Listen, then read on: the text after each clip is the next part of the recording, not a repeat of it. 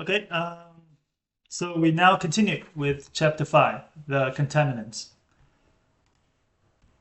In this chapter, we will talk about a few topics like the categorization of the contaminants, whether there are different ways to classify these defilements.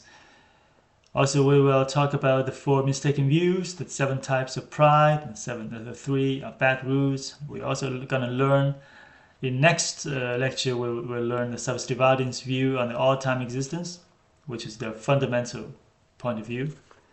Well, we don't have to agree, but we need to know.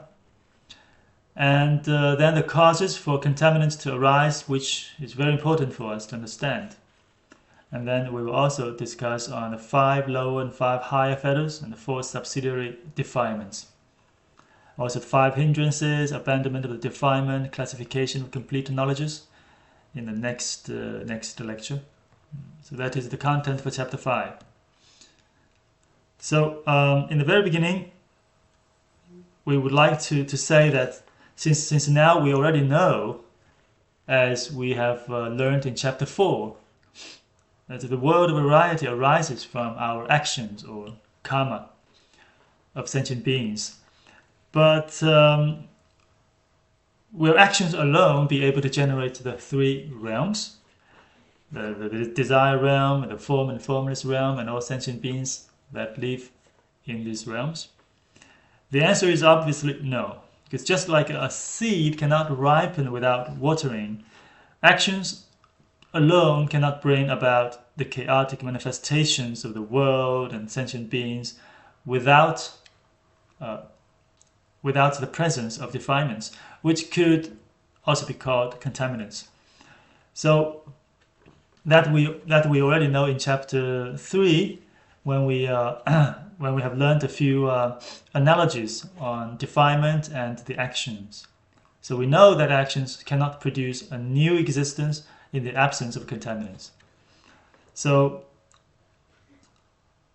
and we have learned a few analogies, like when we say that the klesha, or which means defilements, they're like the dragon, or like the grass roots, or like the tree, or the husks, while karma, or the action, is like fruit with skin. So let's take an arhat for example. An arhat, though still possessing some retributive actions, which may or may not ripen in this life, however, he will surely not continue his rebirth into samsara because he has destroyed all defilements. So the chain of reaction is actually from contaminants to karma, and from karma to the world. The fundamental thing, the basis, the main driving force for the world is defilements. That's the thing. And as I said a few times, that is our number 1 enemy. When it comes to categorization of contaminants or defilements, we have a few different ways to do this. First, we can classify them as 6 fundamental contaminants. We have greed, hostility, ignorance, pride, doubt, and erroneous views. And if we divide the greed as into two different kinds, then we have 7 contaminants. So we have the greed to pleasure in kamadhatu, like we have greed, or we are attached to the fortune, to the sex, to reputation, and to food, and to sleep. Or we have a very deep attachment to the visible form, to the sound, to the odor, to the taste, and to tangibles. So either would explain the pleasure, the kind of enjoyment in kamadhatu, and we have greed to them. Also, we have greed to existence in the 2 upper realms, the rupadhatu and arupadhatu. So if we divide greed into these 2 types, then we have 7 contaminants. The reason for grouping the 2 higher realms together when it comes to greed to existence in the 2 upper realms can be a few. First, they're mostly from inner contemplation, not outwards. And second, the greed in the two upper realms is obscured and non-defined in nature. They're not like greed in Kamadhatu, which is bad in nature. And third, by combining or by grouping the greed in the two upper realms together, is also, in a way, is also trying to dismantle mistaken clinging to liberation within the higher realm. By saying that, what we actually mean is that, for instance, some outsiders, they think that rebirth into the two higher realms, form or formless realm, that means liberation, and which is obviously not right. And not just outsiders, even some bhikshus in Buddhism, they might think mistakenly that the four dhyanas were the four noble fruits, as we read in the text of Buddhism, that there is some bhikshus, they mistakenly thought in this way, so they started to cultivate the dhyana meditations, and then they, of course, as this is a kind of immovable action, so in the next life they will be reborn into the corresponding dhyana heaven.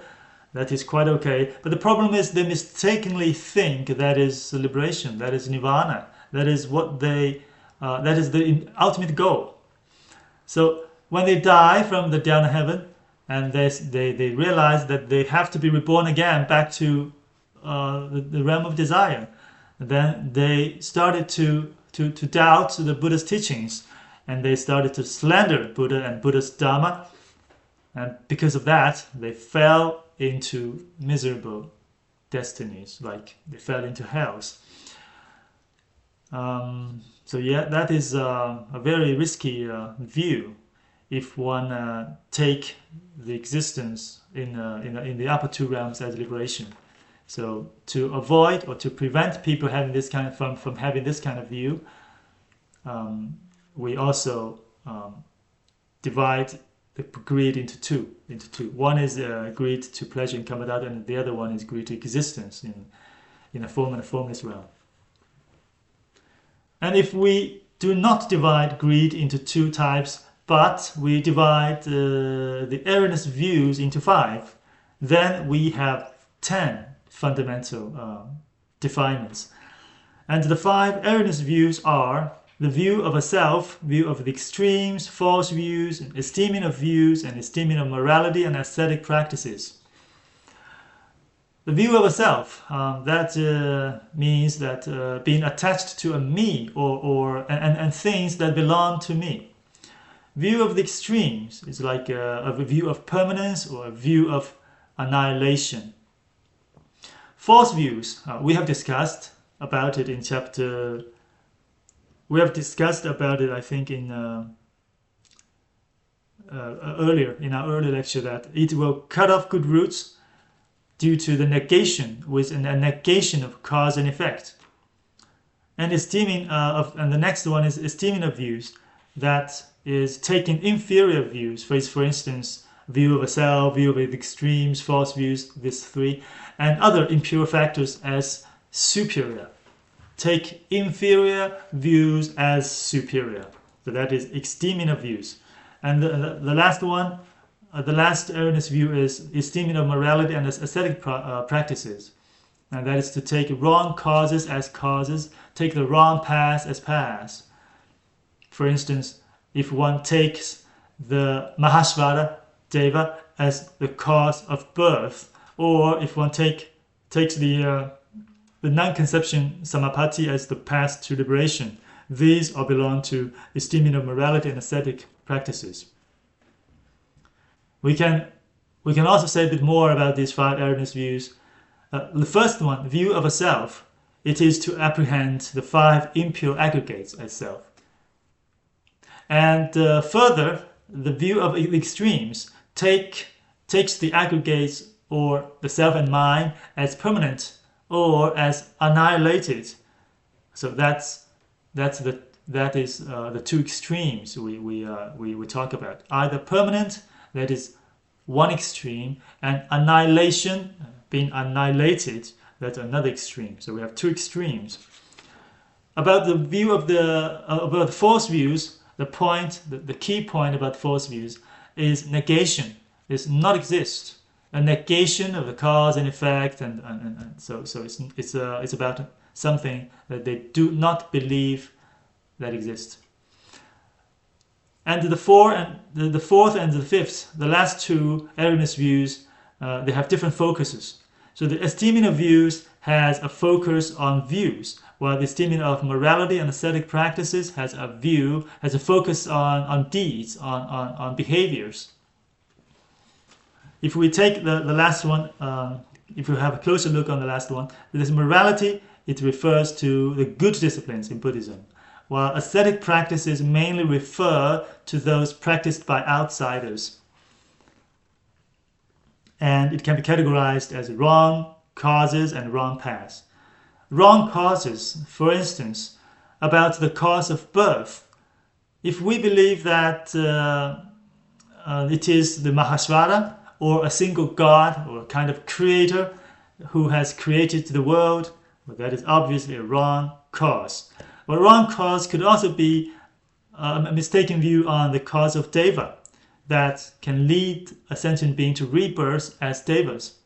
For instance, some ascetic practices, they would like to follow cows and dogs and chicken. They would like to follow the behavior of animals, because they think by following them, by mimicking them, or by throwing oneself into fire, into water, and so on, this kind of stupid things, they think as a result they can be reborn as devas, which is obviously wrong.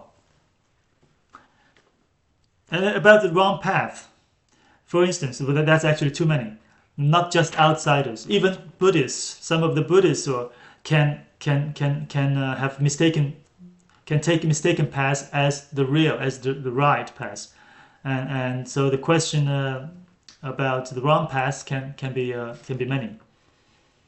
But we do have another question, and that is about the morality, because as I said, the morality here mainly refers to the good disciplines in Buddhism. So the question is it wrong? Aren't we supposed to follow or maintain disciplines? So an answer to that is yes, morality is important. We definitely should have it. We definitely should follow and maintain and value our disciplines. But the thing here, it is caring about another point. That is, if you stick to your disciplines, if you think and believe that discipline, the morality, is the only right cause to liberation, then we have a problem. Because by liberation we mean we have to abandon defilements in order to obtain liberation. However, defilements are not abandoned directly by morality. They are abandoned by discernment. They are abandoned by pure discernment, by the power of the noble path. We do need morality, of course, no doubt about it. But it's a basis, it's fundamental. Morality is the basis for one to cultivate good dharmas. And after that, we also need samapati, and we need discernment. And only through discernment can our defilements be abandoned. It's just not abandoned directly by morality. So that's the point. Morality is important, but it's not the direct antidote to defilements.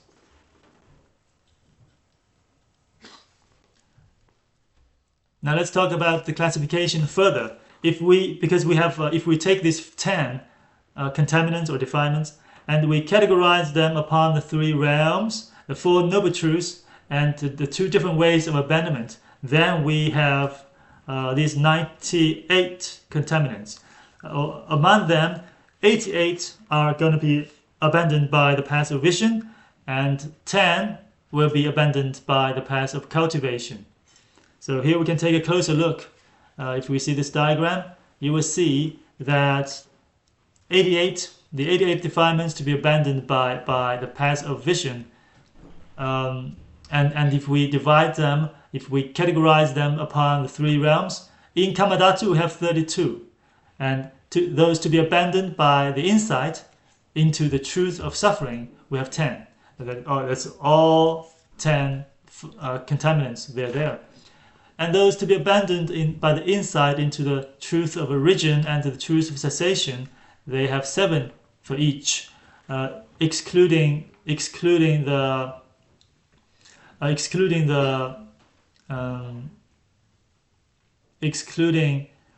esteeming of excluding the view of a self and the view of a self and view of the extremes, and also the esteeming of morality and aesthetic practices. So excluding these 3, we have the remaining 7 that exist in that category, to be abandoned by the insight into the truth of origin and the truth of cessation. And when it comes to the defilements to be abandoned by the insight into the truth of paths, we have 8, not including the view of a self and the view of the extremes. These 2 are not included over there. So that's 32 altogether, 10 plus 7 plus 7 plus 8. We got 32 defilements to be abandoned by the path of vision in the Kamadhatu.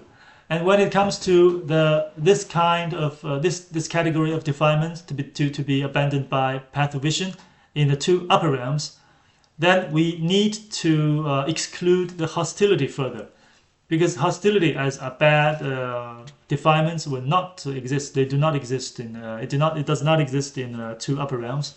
So we have each minus 1, and we got 9, 6, 6, 7 corresponding to the 4 noble truth. So we have altogether 28 defilements to be abandoned by the path of vision in both the form realm and the formless realm. And then when it comes to the type of defilements to be abandoned by the path of cultivation, we have 4 in Kamadhatu. They are greed, hostility, ignorance, and pride. And we have 3 in the form realm and the formless realm. So we just further exclude hostility for each. Then we have 10, right? 4 plus 3 plus 3 and 3. So that's 10.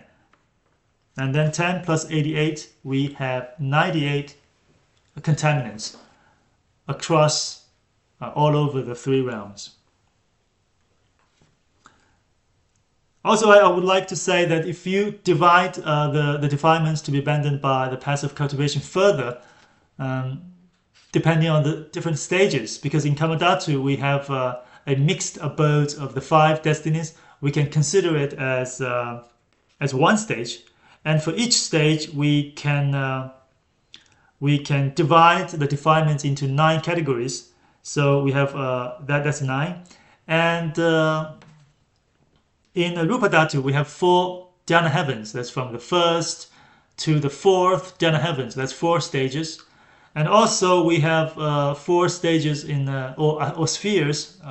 Maybe we can call it sphere instead of stage, which means the same. And we have 4 spheres also in the formless realm, from the sphere of infinite space all the way up to the Bhavagra. So 1 in Kamadhatu, 4 in Rupa Dhatu, and 4 in Arupya Dhatu. So that means we have 9 spheres. And 9 spheres, each sphere we have 9 categories of defilements. If we divide them further, like we mentioned earlier, we have weak to weak medium to weak strong, and we have a medium weak, medium medium, and medium strong, and we have strong weak, strong medium, strong strong. Then 9 times 9, we are gonna have 81 categories of the defilements to be abandoned by the path of cultivation all over 3 realms. So that's based on some mathematical, just some numbers, some mathematical way of thinking about it. So now we have a question regarding this categorization of contaminants in the 3 realms. The first question is, why the contaminants to be abandoned by the path of vision are classified upon the 4 noble truths, while those to be abandoned by the path of cultivation are not classified upon the 4 noble truths? Well, this is important because we need to know they have different nature. The defilements that to be abandoned by the passive vision, they are that kind of defilements that are unclear, uh, with a misunderstanding about the Four Noble Truth. For instance, a pride or a doubt of all those false views, to be abandoned by the insight into the truth of suffering, because they do not have a correct understanding about the truth of suffering. And likewise, if it is an ignorance, pride, or whatever, or false views, if it has a misunderstanding about the truth of origin, well, that should be abandoned correspondingly by the insight into the truth of origin. So that is how it is. That is why they are classified according to or correspondingly upon the Four Noble Truths. But those defilements to be abandoned by the path of cultivation are not like this. It's not because they do not have a correct understanding about the Four Noble Truths. Even like some noble beings, even they have already penetrated, even they have already passed the period, they have passed the stage of penetration. They have become a noble being. For instance, it's noble beings like the stream enterer, or once returner, or non-returner, whatever. These noble beings, they have already penetrated. They have already seen all the Four Noble Truths. They have no doubt about the Four Truths because they have directly realized them. However, they still have defilements to be abandoned, and those have nothing to do with an understanding of the Noble Truths. They need to be abandoned by the path of cultivation gradually, category by category, from the weak to the medium to the strong, and by the power of the path of the noble path. Therefore, they are slightly different in nature, and that's why the defilements to be abandoned by the path of cultivation do not need or should not be categorized upon the Four Noble Truths. We also have another question, that is, why these defilements to be abandoned by the insight into the truth of the origin, or the truth of cessation, or the truth of the path are 3, 3, and 2 less than that to be abandoned by the insight into the truth of suffering?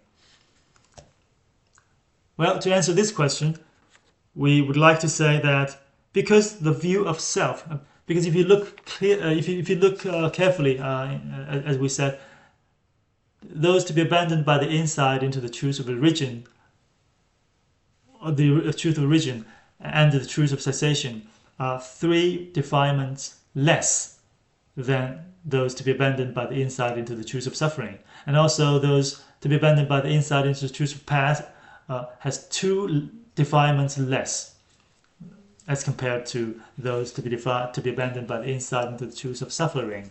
And the reason is the view of self. View of a self does not apprehend the truth of origin. Well, by saying origin will mean the cause to suffering. But this view of a self does not apprehend the origin, because it apprehends the 5 aggregates mistakenly as a self, right? And that 5 aggregates are not a cause. They are an effect. They are effects. They're not cause. Therefore, the view of self does not apprehend the truth of origin. Also, the view of self does not apprehend the truth of cessation, because such a self, the image of a self, does not exist in the truth of cessation. They are irrelevant. They are not connected with each other. They don't match each other. And then the view of a self also does not apprehend the truth of the past, as also again such an image of self does not exist in the truth of the past. Because when you cultivate the truth of the past, it is against, it is curing, it is an antidote, it is counteracting with this image of self. Therefore, the view of self does not apprehend the truth of origin, or the truth of cessation, or the truth of a past. This one should be excluded from there. And then if we don't have this view of self, then the view of the extremes should also be excluded, because the view of the extremes is entirely based on the view of self. First, you have this view of a self or mine, and then you will start to think, okay, this me or this my things or this me is permanent or maybe annihilated. So therefore, you're going to have these extreme views of extremes from the view of a self. So if you don't have this view of self, then you don't have this view of the extremes. And finally, the esteeming of morality and ascetic practices. This one does not apprehend the truth of origin and the truth of cessation for some similar reasons, as I explained earlier about the view of self. However, they can, in a wrong way, apprehend the truth of path by taking the wrong path as the right path. So there's no need to exclude the esteeming of to exclude the esteeming of morality and ascetic practices from those defilements to be abandoned by the insight into the truth of the past. So far we have explained the categorization of these contaminants across three realms and upon the Four Noble Truths. Also, there's a difference when it comes to abandonment by the path of vision or by the path of cultivation. All these are closely related to how they're abandoned, and all these are also closely related to contents in Chapter 6, the Noble Paths. So in next lecture, we will continue on other topics like the 4 mistaken views, the 7 types of pride, and the 3 bad roots. Yeah, and so this is for now. We will continue later.